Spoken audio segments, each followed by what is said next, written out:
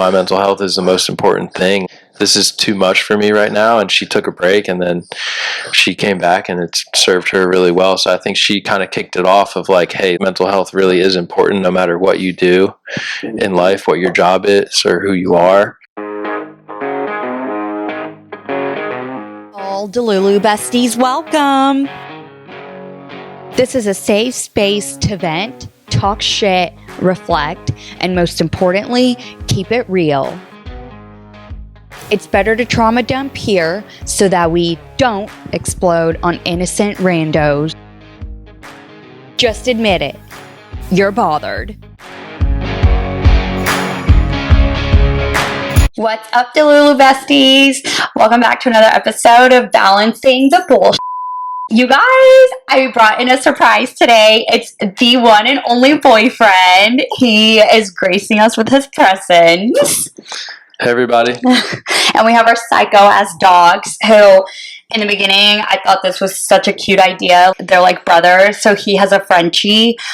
Oh, this is David, obviously, as y'all know.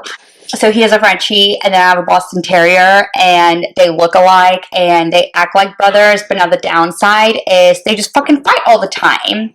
I took them to the park today. Rocky got in a fight with a random dog who was doing absolutely nothing other than being sweet and playing with him. Then they come back home, and then the two of them start fighting together over food. Henry and Rocky. If anybody has tips out there for, like, how to be a mother, let me know, because I need help. How was your day? My day was good. It was really productive, actually.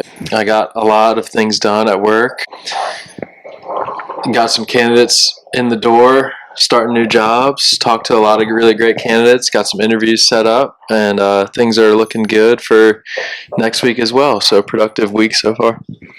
You are like the most positive salesperson I've ever met. You have to be positive for when sure. I was in sales, every day I'd be like, throughout the day, I'd be like, my life fucking sucks. By the end of the day, I'd be like, kill me. Every time I ask how your day went, you're like, oh, it was so good. I mean, that goes through my head all the time at work, and then I'm like, I just have to stay positive and then just put out good energy and just remain optimistic, and then, you know, just take a deep breath and things work out. Just roll with the punches. You can't control everything, so especially in my line of work, you got to just keep it on, and then you'll get wins. But is it genuine, or are you forcing the positivity? Because that's what I struggled with in sales. Because I was like, I don't want to lie. Like, I want to be honest about how I'm feeling. But then I would spiral downhill from that. You know? I mean, honestly, I think it's a little bit of both. I think sometimes I'm kind of faking it, and then sometimes I'm just genuinely like, okay, I can freaking do this no matter what's going on. So, yeah, I don't know. Which, you know, I guess there is a fine balance, because now that I'm teaching manifesting, that's what I say. It's almost like being in an abusive relationship. Like, you know, when a guy beats you up, you could come to that relationship being the most confident person ever, but then once you hear every day that you suck and you're stupid and fat or whatever, then eventually you believe it. So I guess it is kind of the same thing with you. Even if you have to force it sometimes, you just got to trick your brain until it believes it, and obviously it's working. Yeah, absolutely. 100%. That's spot on. You just have to trick yourself almost sometimes and get out of that, oh, you know, everything's not working, oh my God, woe is me, and just say, you know what, the past is the past. Whatever yesterday was yesterday, or that candidate was, it's over and done with. I'm moving on. Things are going to be better moving forward. It's very mental, for sure. It's kind of ironic that this is what we're starting out talking with, because obviously I brought you in today to talk about tennis and the mental aspect of it, and I have a feeling that that's why you're in such a habit of doing this now for sales, whereas I didn't play sports growing up. I mean, I did competitive dance, but it's not really as much of a mind game, I think, as tennis would be. So it was like a, I guess, rude awakening when I got into sales, because I was in that habit of having to overcome adversity every single day. Yeah, it's almost a daily thing of having to overcome adversity. Especially, it's just mental gymnastics, and you never know, something that could go wrong at any moment, and so many things are out of your control. You just have to control what you can and let the chips fall where they will, and it'll work out. You just have to believe that it'll work out at the end of the day. So nobody's perfect, and just having that optimism to say, hey, it's going to work out no matter what. I can do this type of thing. Okay, wait, before we get into the dogs all are going of that, crazy again. Shocker. I feel like anytime anything goes on, they're like, let us put on a show. Let's make involved. it about us. Yeah. Okay, before we talk about tennis, I want to talk about one of my life updates. I also want to hear your take on this, because I know when we first met, you said you didn't have social media, and I don't know for how long you hadn't had it. I would say for me, I deleted it, I don't know, not too long ago. I don't even think I've gone 6 months without it. And it has made the world of a difference. First of all, when I first deleted it, it was an impulsive thought. It was kind of random. I mean, obviously, people always talk about how toxic social media is. So that seed has been planted in all of our minds to delete social media. So I, had crossed my mind, but then one day I just impulsively did it. I was like, whatever, I'm permanently deleting it. I didn't even deactivate my account. I fully deleted it. And my friends texted me and they were like, are you okay? Yeah, why did you fall off the grid? I mean, that takes a lot to... Well, and that's why I did it on an impulse, because I was like, if I take a second to think this through, then I'm probably not going to follow through with it. So I didn't really even have a reason for doing it. But then what I realized afterwards was, first, how much time I was wasting all day long on social media. It's crazy. Yeah. I was like, holy shit, I have so much more time now to live my life. And now that it's been a few months, it's crazy how happy I've become. I feel like I just live in my own happy bubble now, because I'm not comparing myself to, everybody else who's going out every weekend or traveling or getting new jobs or how much money they're making and everything they're buying. That's the most important factor. Yep. Yeah. And I mean, for anybody that tries to say that they don't compare themselves, it's, I would say, impossible to have that kind of self-control, because when you're on social media 24/7, it's being thrown at your face. Like, there's no way that you can't compare yourself. Even if you don't think you are, you are subconsciously, or it's seeping into your mind in some way, and it affects you greatly. Yeah, it totally does. Negatively, and as much self-work as I had done up until the point that I deleted it, I've been meditating for so long, I've been in therapy, yoga, I have all these spiritual practices. And the difference in my life now, how content and peaceful I feel, it's insane that social media is that toxic. Yeah, I could go on for a while about this. It was taking up way too much time, and it wasn't bringing anything positive or valuable in my life. I was just comparing myself and kind of just scrolling, and then hours would go by, and I realized that I wasn't really enjoying life in the moment, and I was like just so concerned about what people were doing on social media all the time, and I wasn't just focused on myself. So it really just like brought me back to earth when I got rid of it, of like, oh, this is really what's important in life, what is actually happening, not taking the perfect picture or making your life seem so perfect, or comparing yourself to others, or getting so distracted or lost in scrolling on stupid videos and stuff. It's so distracting. Yeah, it's more about enjoying life in the moment and having it be special in that moment, and not having to prove yourself type of thing. Yeah, I agree. I just didn't realize any of that until after I deleted it. Okay, y'all, so I made David and myself do the love language test. We did.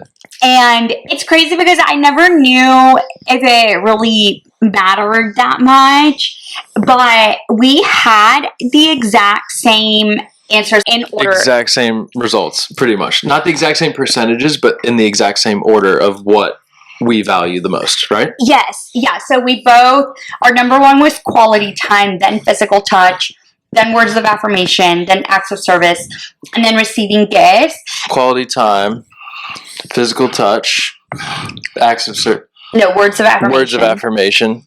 Then acts of service. And then gifts. And it's crazy because ever since day one, I know that our relationship has been really easy. Like, it just flows. We don't play games. Like, it's just so nice. It just works. And so maybe this shit actually does matter. Maybe this is why, because we communicate in the same way. Maybe. And the last guy that I tried dating, you guys know Don with the guy that I met on the fucking boat, who was a shit show.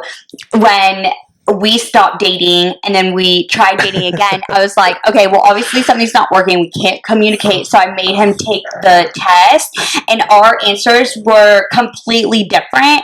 And so I didn't think about it in that moment. I just looked at it as, oh, now I know how to try to communicate with you. Yeah, exactly. But, and how to express yourself and how to be heard, how you're going to get through to them, how they're going to get through to you. Like, okay, I acknowledge this is the best way to show this emotion and how I'm going to feel it, like holding hands or a hug. Obviously, that's so much work.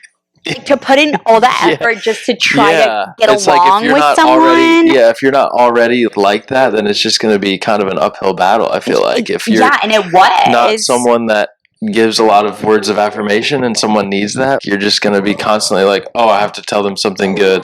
Yeah, and then you're trying because it's not natural. You're like, let me go out of my way to give him gifts or whatever. Right. So it actually was eye-opening. And the other cool thing that I learned about this, physical touch, since that's our number 2, I was surprised that was my number 2 because I thought physical touch was PDA or being all over each other. And let me read you all the definition because it's actually not at all. And it's pretty fascinating.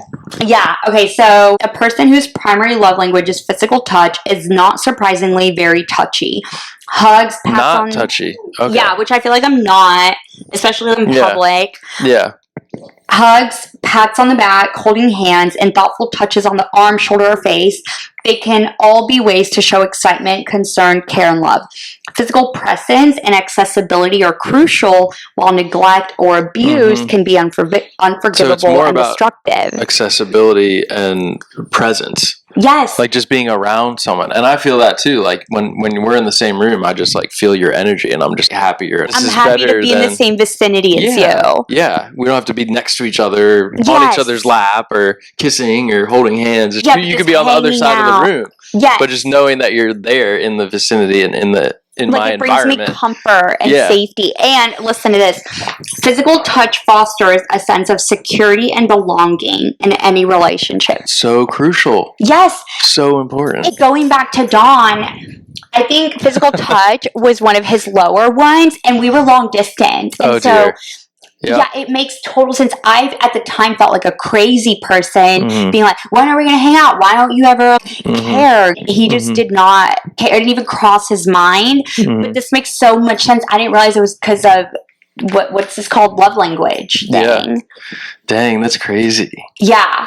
So everybody go take this because I guess it actually matters. Go take it and see if you can improve on anything. If there are some things that don't match up with your partner. Yeah, to get to know yourself and your partner. It's not just about what I need. It's how I could improve and express myself to my partner. This is what they need maybe more of. I don't even think it's about improving. I think break up with your partner if your answers don't align. And Katie, I was talking to Josh about it, and I told him how we got the same answers, and Josh and Katie did the same thing, and theirs were complete opposite. Oh, wait, what? So maybe if it's like scattered and completely different than your partner's, maybe that's problematic, perhaps. But maybe if it's exact opposite, then maybe it still works because like opposites attract. Okay, I have a few rapid fire get to know you questions. So delulu besties can fall in love with you. Okay. So, what's your favorite day of the week? Favorite day of the week? This is kind of a tough one. I do like Friday a lot, but I feel like that's kind of a basic answer. I'm gonna say no, you can't Sunday. Change it because I told you yesterday that was basic. Pause. Nope. Time out. Rewind. Okay. I'm gonna say Friday's a close second. I'm going to go with Sunday because I love football and football's on Sundays. It is only 4 months of the year, but also when it's not football season, I feel like Sundays are just year round, just a great day to like, it's like the end of the week and it's like, oh, like tomorrow's Monday, like the start of the work week, yada, yada, if you aren't super stoked about your job, which I'm not exactly most weeks, but getting back to the point, I think Sundays are great because it's just a very leisurely day. People are, I feel like, a lot more chill It's just the day of rest. You know, if you're religious, God created the day of rest for Sunday. So No, that's so basic. what would it be basic then? Monday because you love to work and be a workaholic? Okay, yeah, my answer is pretty psychotic. You want to guess my day? Monday. Okay, no, not Monday. Because it takes me a minute to get back into the groove. Wednesday. Yes! Wait, why? Because it's called hump day? No, okay. Oh my God, I'm you're kidding, so I'm kidding. basic. Why No, Wednesday?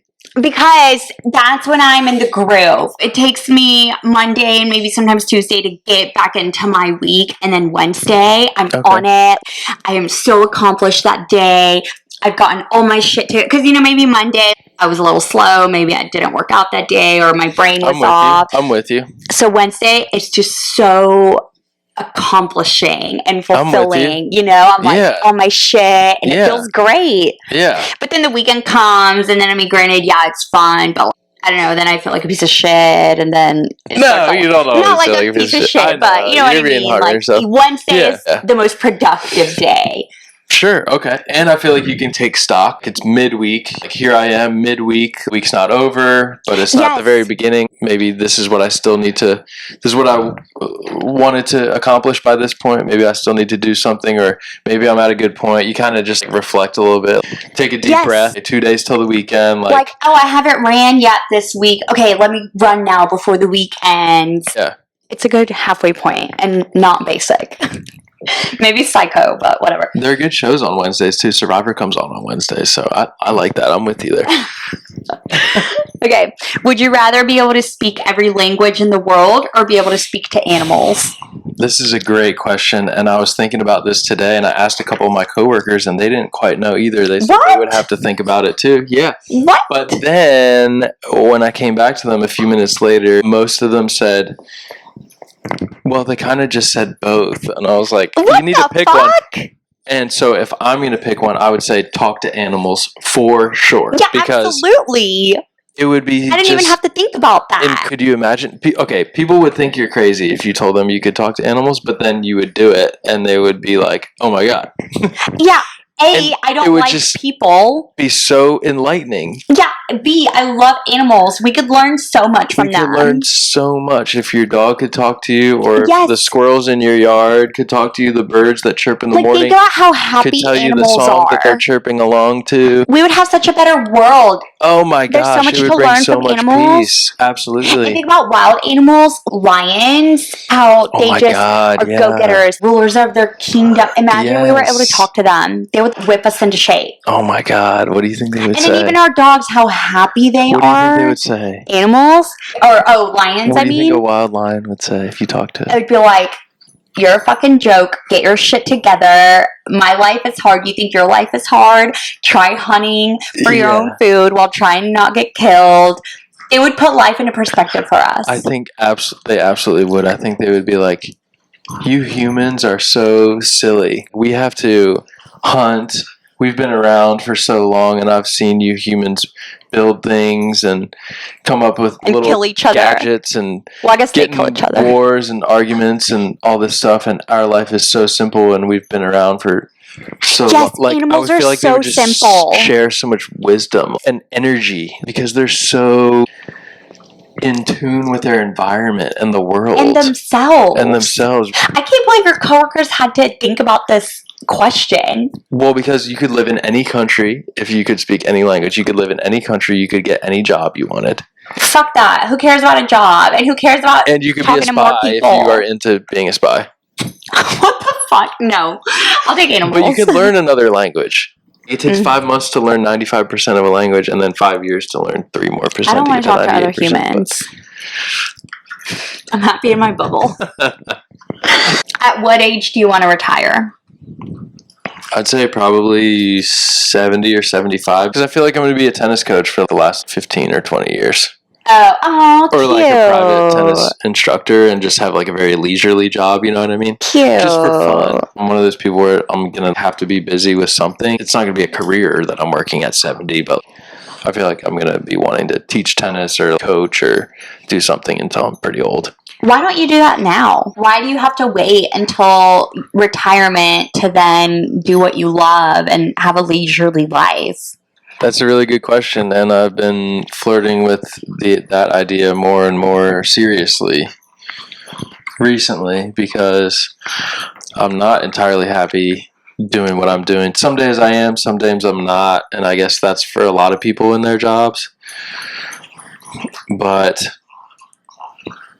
most days I don't see a path to a long-term thing in this industry because I don't want to do sales even though I'm good at it. Yeah. It's just not me. I don't want to do it. It doesn't make me happy. I need something that makes me more happy. So I've been thinking about that a lot. And that's why I asked, because I was in sales, I wasn't happy, and my life coach was like, why wait to be happy? Literally, why? Yeah. And then even today I was listening to Call Her Daddy. I'm literally obsessed with her.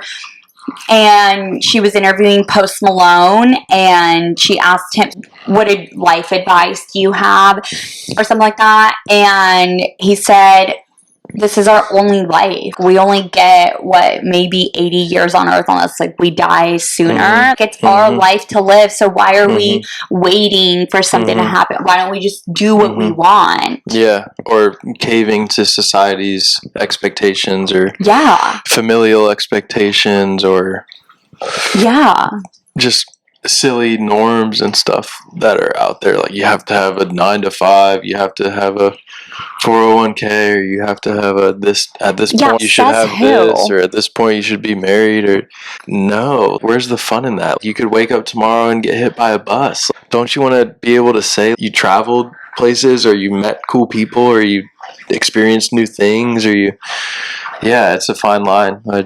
I agree. You got to do what you love.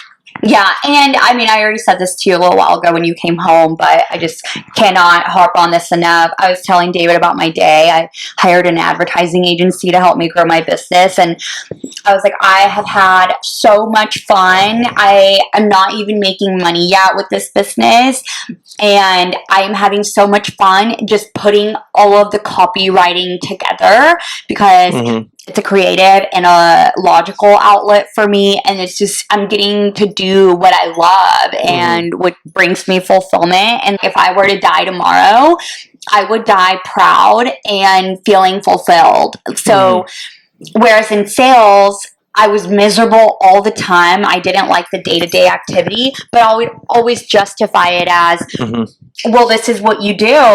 I'll be miserable, but then, once I make a certain amount of money or once I get my commission check, then it'll be worth it. But the thing is, when you're in the habit of being miserable every day, you're not going to all of a sudden be happy when the money comes. Like by then, your misery has grown so much that it takes over everything. It's so brief and it's so temporary. Yeah. Then you have to wake up and you have to do it again or meet another threshold or hit another goal. There's no end goal. Like, oh, you hit this, you're good, you're done, you've made it. It's like, oh, you hit your sales goal, now there's another goal. Oh, okay, celebrate for 5 minutes, then turn around, get ready to work again tomorrow. Damn, so that's how I was asking if that's what you want to do, tennis. And you're lucky that you even knew, because when I was working with my life coach and I was miserable, I didn't even know what made me happy or what I wanted to do. So I left my corporate job.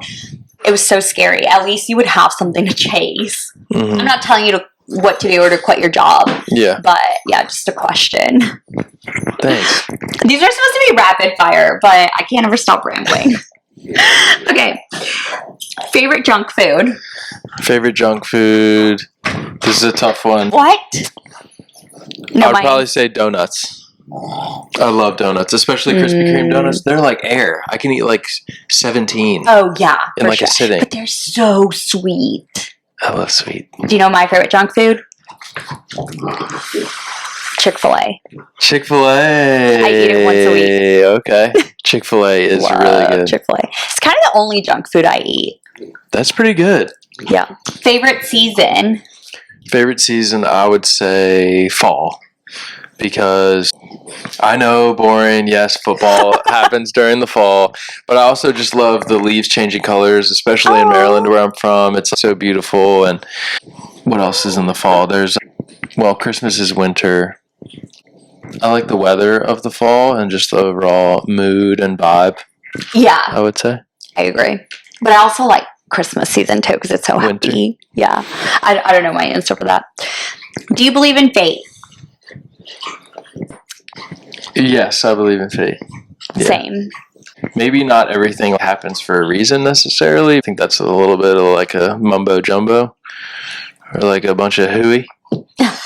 Because like if that was the case, there wouldn't be people dying every day or war, flooding, or terrible things happening to people. You know what I mean? So I don't think necessarily everything happens for a reason, but I think it revolves around energy. If you are truly the best version of yourself and putting energy out into the world, like I definitely do believe in fate. You're going to attract the right people, the right environment, the right everything, I think. No, I totally agree. In fate, I don't believe in it in like a woo-woo God thing. Like there's something out there that has more power over us that controls everything. But I do agree with it with the energy part, and even for when bad things happen. Hot take, I know I shouldn't be bringing this up. Trump getting elected a few years ago and how chaotic that was and kind of tumultuous, how it was very eye-opening, and it kind of shed light on the vulnerabilities of our country and where there are missing gaps in our laws and systems that aren't necessarily protecting us. Like we thought we all were just living obliviously, and that's the one good thing that came from it. And then same with COVID. Yeah, it was a catastrophe, but I think again it shed light on a lot of people what they needed to work on. Yeah, and like things we take advantage of or take for granted. Yeah, exactly. Like, yeah. And I truly believe like every single opportunity in life is always a mirror. So you could use that to reflect of the type of energy that you're putting out. Wow, I like that. That's what happens when you have a life coach. Who has it easier, men or women?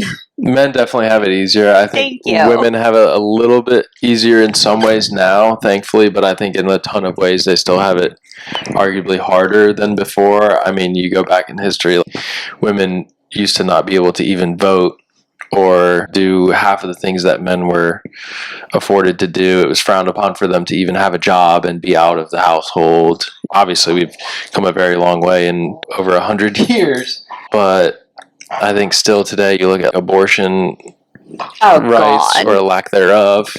I think that's a big one. Government, mostly male-dominated government, telling women what they can and can't do with their bodies. I think that if they're going to go that far and try and do that, then why don't you tell men what they can and can't do with their bodies? Tell them if they're not going to have kids that they need to get a vasectomy. How about that? And then you wouldn't need women to have abortions or be worried about getting pregnant. Right? I mean, did we ever think of that? I agree. When I was younger, I would look at feminists and this whole topic. I'd be like, girls are crazy. They're so dramatic. Get over it. Just work hard. We all have equal opportunities. But after being in corporate life for a few years, it was really eye-opening, the treatment that guys get versus the treatment that women get. And it was the littlest things. I remember one time, it might have had something to do with me requesting time off or I don't know, something very standard. And I was telling a guy coworker about it.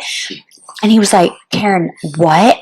I've never in my career been talked to that way. Like I'm always allowed to do this. Yeah, whatever it was. And I was like, what? This is something that I always have to fight for. And even not saying that I'm smarter than a lot of people, but I have always been the top sales rep at every company I've sold for. And so looking at other guys, like I would be like, okay, you're fucking dumb. And just the way that they get treated, they just get put on a pedestal no matter what they say, especially when it's female bosses. Guys just have this power over women. And again, it goes back to energy. I think it's the energy that you guys carry with y'all because y'all have always been put on a pedestal. Y'all have never had to really be the victims of life, whereas women have. So anyway, I totally believe in that now. Yeah, I agree 100%. We're seeing more and more the rates of women going to college is at all-time high, and rates of women who graduate top of their class valedictorian is a lot higher than men too. Women overall get jobs easier nowadays, and boardrooms of companies and Fortune 500 companies and A lot of other companies are pretty diverse now and have a lot of women on them now too. CEO companies are still predominantly, it's like 90% or 95% of CEOs, Fortune 500 companies, are men.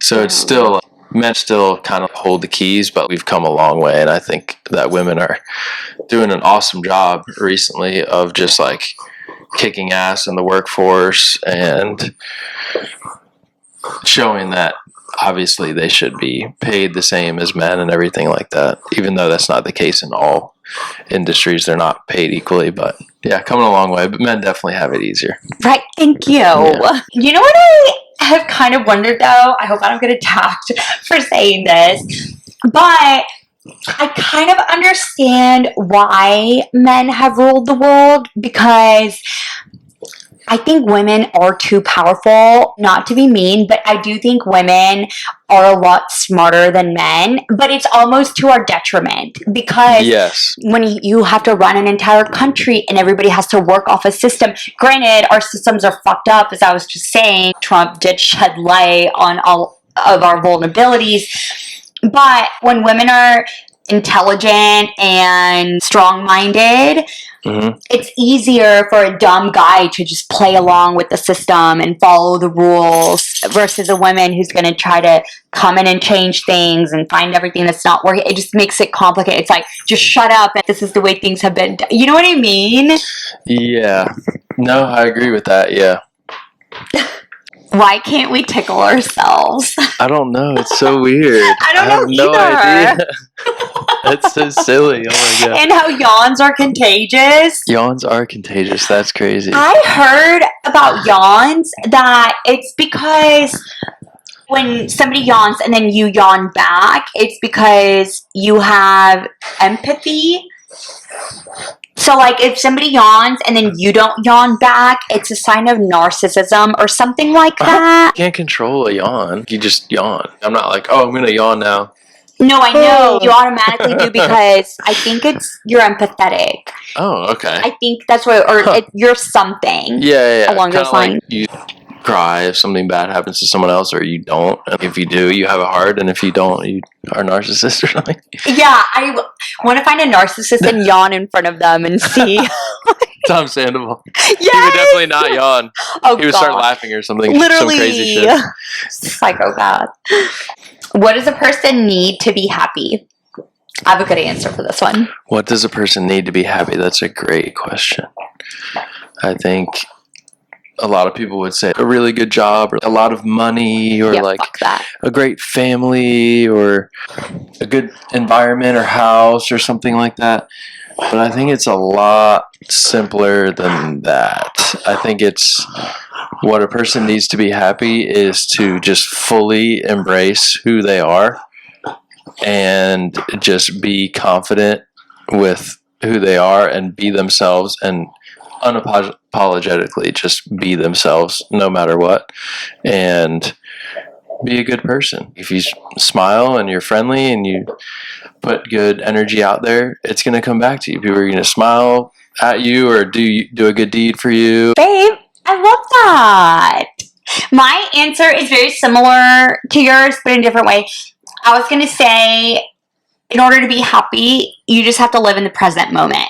That's as simple as it gets. Live in the present moment and put out what you want to receive in the world. If you want to be happy, put out happy vibes. Even if you have a bad job, or you're not making enough money, or you're struggling, just stop and just be grateful that you're alive, and just be confident in yourself, and you'll be happy and things will work out. Yeah, and my answer pretty much means what you said, because in order to be authentic and be yourself, that requires being in the present moment. Like, if somebody is in a situation and they're insecure or trying to pretend to be something they're not being present. They're living in their heads, overanalyzing, comparing themselves. So, yeah. Wow. I knew I liked you. Boom. Okay. Last question. Okay. How many kids do you want? How many kids? I think 2 or 3. You grew up with 3, right? Well, I was born an only child up until first grade or so, second grade, and then I gain two sisters. So, I mean, I grew up, yes, with siblings.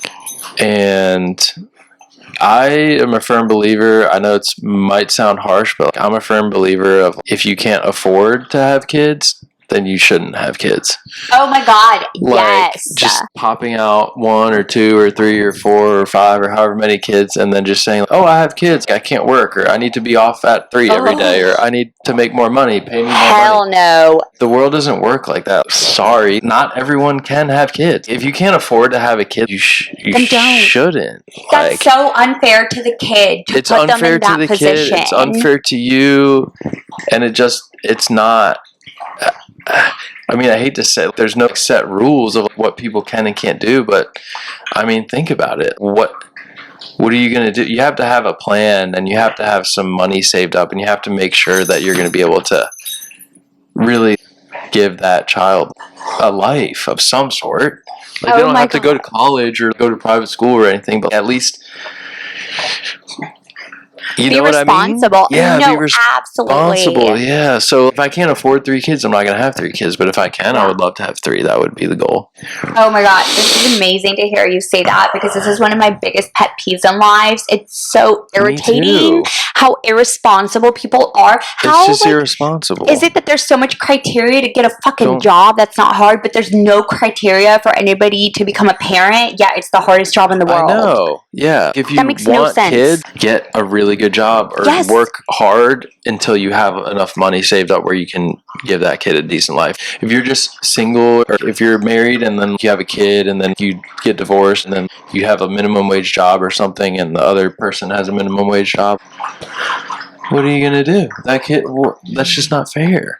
Alex, my childhood best friend, and I were actually talking about this the other day, how unfortunately it's educated people that are aware of all of this, and so they think twice before having kids. So I don't know the exact statistic, but I know it has been statistically proven that way more uneducated people have kids versus educated people, they don't. And Alex and I were saying how, because we know what it takes to have a kid, and it's aside from finances, it's also, are you emotionally ready and available? And the majority of parents aren't, and it fucks a kid up so much. It's just so selfish and ignorant, and it's one of my biggest pet peeves in life. How many kids do you want? 0. That's not true. Stop. Okay, it's not something that I've ever desired. I think as a little girl, it was the expectation. That's fair. You go to college, become a mom, like, get married, whatever. Especially with your culture and heritage, maybe, too. Yeah, so as I've matured and gotten older and started to have my own opinions, I realized, it's just not something that I desire or am waiting for it to happen. You're not completely against it. Yeah, exactly. I'm not against it. If the opportunity arises, then if it happens, fine, if I want to in that moment. But also right now, I'm not even in a position to even desire that. I'm not secure in my finances or my career. I still have so much work to do. So I don't know, if I ever reach that point, then maybe I'll reconsider. But for the meantime, 0. Henry is more than enough. I'm over here asking on a podcast for parenting advice for a fucking dog. So I know. We're talking about kids. I wish y'all could see the dogs right now. They are all over David. Thank God this is every day. They're never all over me. They always just come rub their balls all over David, jump on him. Oh my gosh. They're crazy. Let me know if anybody who wants a Boston and a Frenchie, y'all can have them. No, never. She's kidding. Kidding, not kidding. Okay, so about tennis. Yes. I know tennis is a sport that's not only physically demanding, but also exceptionally demanding for mental strength and focus. Yes. I think some would argue that it requires more mentally than it does the actual skill set and physical part. I would say that, yeah. Why? Because it's one of those sports that once you learn how to do it, everyone is basically the same. Like, the strokes are the same. It's just how hard you hit it. It's the same thing over and over. It's like golf. Everyone knows how to swing. Every professional golf player knows how to swing. every regular golf, I know how to swing a golf club, but I'm not a professional. Every tennis player, professional or not, knows how to swing a tennis racket, knows how to volley, knows how to serve, and can practice and get consistent at that. But the consistency comes from just being at an absolute clear and confident level mentally of, I'm going to hit the ball in the court every single time. Because if you mess up one time, you didn't necessarily do anything that different from all the other times that you hit it over the net. Does that make sense? So it was your mind that got in the way. It's your mind that gets in the way, and it's your mind that leads you to success. Yeah, because everyone can hit the ball back and forth, but it's almost like my tennis coach used to always tell me, like, just hit 5 good shots back to your opponent, and they will hit it in the net, or they will hit it out. They will mess up. Because if you're just consistent and just level-headed the whole entire time, okay, I'm going to hit it in every single time. And then if you hit it in the net, having the mental strength to be like, okay, forget it. It's over. That point's done. We're on to the next point. That's how you have to be. You have to live in the moment for every point, like in that point, and not think about the past game or the past 4 games or the previous set or what the score is or how long or what you're supposed to do or any of that. You have to literally be in that moment. You have to be the point, almost. That is so that fascinating. sense, no, it makes perfect sense. So pretty much your body, because you practice so much, so then it's just on autopilot, and so then really the game then becomes about your mind and staying so in the zone. Exactly, and not getting mad at yourself when you hit it in the net or hit it out, and just tuning out all the outside noise, because you don't have a team. You know what I mean? It's just you. Yeah. It's just you on the court. You are your team. Like, that's the whole.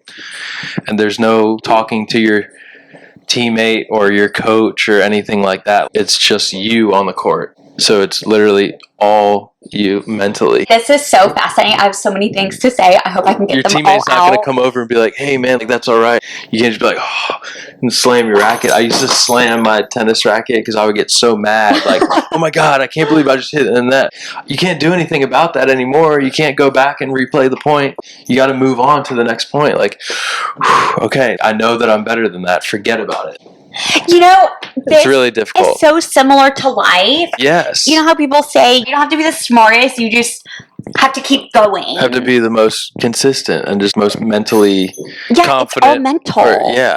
And I heard the most interesting thing the other day on a podcast. Your highest potential is equal to the level of your self-worth. Which is self-worth, that's all a mind game. That makes so much sense. You're the only one stopping yourself, which is so true. Me becoming an entrepreneur, I had so many excuses for why I had to stay miserable and trapped in my 9 to 5. Like, this is what you do. You get a 9 to 5 and then you retire and then maybe you'll be happy 80 years from now. Says who? I never got a rule book in life. Literally the only thing stopping me from leaving corporate life and giving myself the opportunity to pursue something else was my mind. 100%. I agree with that. If you believe you can do it, then you're going to do it. Yes. And people can see that too. Yes. If someone doesn't have the confidence, but they're acting like it, or they are semi-successful, but they're still not 100% confident that they can do it, maybe just lucky. People see that too. If you firmly believe you can do something and you exhibit that wholeheartedly with your mind, body, and spirit, people see that and you will do it. Yes. Okay, but the other really interesting thing is mental health has only become a popular thing that we're starting to talk about recently. So you played tennis growing up your whole life. So how was that handled? I'm shocked that a male coach would even talk to his male team about the mind part of the game. Well, yeah, I mean, I had those outbursts that I mentioned. Like, I would slam my racket down, or I would throw my hands up in the air. I would talk negatively to myself, like, oh my God, what the hell? Or, you know, I was very emotional on the court. And so it was just about reining that in, because your opponent will use that against you. They will see that and they will seize the opportunity to keep getting in your head a little bit. You have to battle your own mind, and then you have to battle your opponent, because that's giving them an advantage. Like, oh, if they see that I'm rattled, they're gonna just do little things here and there to maybe take extra time serving the ball, or just do little things here and there that'll like get under your skin. And so I think what I did to calm myself down is I would literally just turn around and just close my eyes and picture a beach for 5 seconds. I'm just laying on the beach relaxing, and there's not a worry in the world. And during the game, you would do that? During the match, just like real quick, just like deep breath. Okay, that point's over. It's 0-0. Just basically be like, it's 0-0 right now. Even if I was losing 5-0, Who it's taught you that? That's all myself. Wow. Yeah.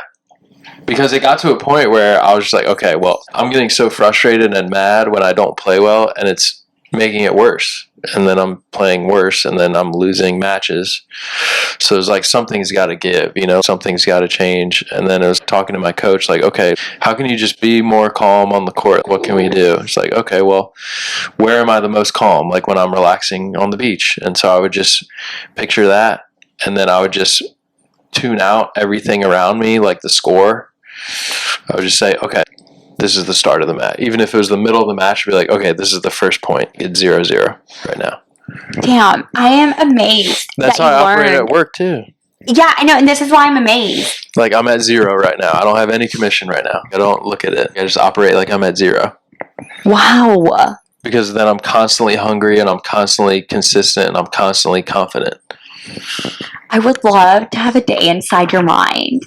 Because, like I said earlier, I didn't have my whole childhood to practice this kind of a mentality. I had to hire a life coach as a fucking adult when I was like, sales is, taking over my mind. How do I control this? Oh, it made such a difference. It made such a difference. I would just tell myself, at the end of the day, it's just a game. Yes, I'm competitive, but I'm going to enjoy it. I got back to just enjoying the game too, like not worrying so much about the end result. And I feel like if you don't worry about the result as much as what you're doing in the moment to get to that successful result, then it is better. Yeah, but that's so hard. It's very hard. Yeah, it's really hard. When we were watching, what's it called, that thing on Netflix? Breakpoint. Yes, it's about professional tennis athletes, and I was commenting to you, okay, I get it. It sounds nice to say, oh, just focus on enjoying the match. But when there's that much pressure to win the number one world champion, how the fuck do you get out of your head? Oh, I know, yeah. And they have to hire physiotherapists and physical therapists and mental coaches and hitting coaches and have a team around them and do certain things. Yeah, when you get to that level, it's very... And you're famous, and you have tons and tons of people paying money to come see you play and sit in the stands, and you're on TV. And but you're right. That sounds way harder than the actual physical part of just hitting the tennis, which you've done a million times. Yeah. In what ways do you think the tennis community can better support athletes' mental health and well-being? That's a great question. This female tennis player, Naomi Osaka, kind of kicked that off. She was an up-and-coming rising star, and she's kind of an introverted personality. She doesn't seek the limelight, and she's very humble and very soft-spoken and very introverted, and she beat Serena Williams at the U.S. Open in 2017, 18. It was very overwhelming for her because she became world number one, and everyone knew her name, and she started getting endorsement deals and started having all these interviews and different things, and it was very overwhelming. I mean, that would be very overwhelming for a lot of people, I think, because it was no longer just her tennis. And she actually had to take a break from tennis. She withdrew from playing in all tournaments for her mental health, to focus on her mental health. Yeah. And it was very controversial, and people commented on it and called her out and all these things. But she said, you know what, fuck it. My mental health is the most important thing. This is too much for me right now. And she took a break, and then she came back, and it served her really well. So I think she kind of kicked it off of like, hey, mental health really is important no matter what you do in life, what your job is or who you are. So that was big. And I think the tennis community in general can do a lot for society at large by reminding people that this stuff is really hard. Tennis is really hard. Life is really hard. A lot of other players were comfortable coming out and talking about mental health, how hard it is to be famous because of Naomi Osaka. So yeah, I think that's good. So much. I want to cry. Yeah. And it's crazy too how the solutions are so simple. It just takes starting a conversation. Right. Precisely. Very well said. So obviously, somehow you were lucky enough to figure out on your own in childhood that it was a mental game. But going back to how it's such a touchy subject, especially in schools. My mom comes from the education system, and she talks about how anything with religion or politics, they really just can't go. They have to be so careful with what they talk to kids about. So it's an unfair advantage to all the other kids playing tennis, and no one helps them figure out how it's a mind game. How is that being handled, or is it just not? And you were just lucky to have figured it out. I think it's being handled. I think it's being taught to have that competitive edge and want to win, but also to have the utmost level of sportsmanship and respect for other players and other people, I think is the biggest thing. Because that's a big part of tennis too, kind of like golf. It's a very respectful, traditional, respectful game. You shake hands, you hug, you compliment the other player, the loser compliments the winner compliments the loser. It's not like hockey or football, you know, where, I mean, you shake hands, but you're kind of like, oh, fuck you. There's none of that in tennis and golf. It's very traditional and respectful, and so I think continuing to have just the utmost sportsmanship being taught to rising kids who want to play tennis is the most important thing, and just reminding them everyone else can hit the ball like you can. It's just you're going to have to be calm on the court and don't get in your own way. That happens to the most talented people. They just get in their own way because their mental game is not there. You can have a player who's more skilled than you are, but if you're calmer on the court, you're gonna win. You're gonna win. I didn't play sports growing up. I only danced, but there are so many moments looking back at childhood now that I meditate and I've learned all this about how life is just a mind game, and I'm like, damn, if I could only go back to childhood, how much I would succeed and how much farther I would have gone had I had the mental game down. Yeah, but you seem to have the mental game down now, though. I mean, you're so confident and positive and put out good energy and comfortable with who you are. I had to learn the hard way. I had to hit rock bottom to then be like, how do I do life? And it was all a mind game. Maybe that's more valuable than just being taught it periodically throughout life. You know what I was going to say, though?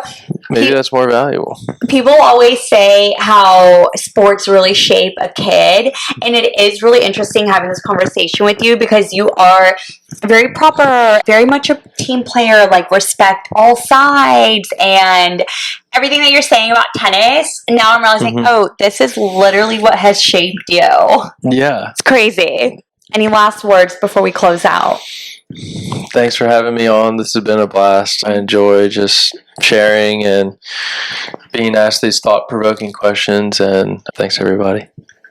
Okay, see y'all, delulu besties. We'll talk to y'all next week. Peace. Listen up, delulu besties. If you want to learn all about manifesting and become a master at attracting anything you want in your life, check out my virtual manifesting masterclass, www.karen-rico.com/shop, or click in the link in the show notes. And if you want to watch me podcast every week, check out my YouTube channel at Balancing the Bullshit, or click on the link in the show notes.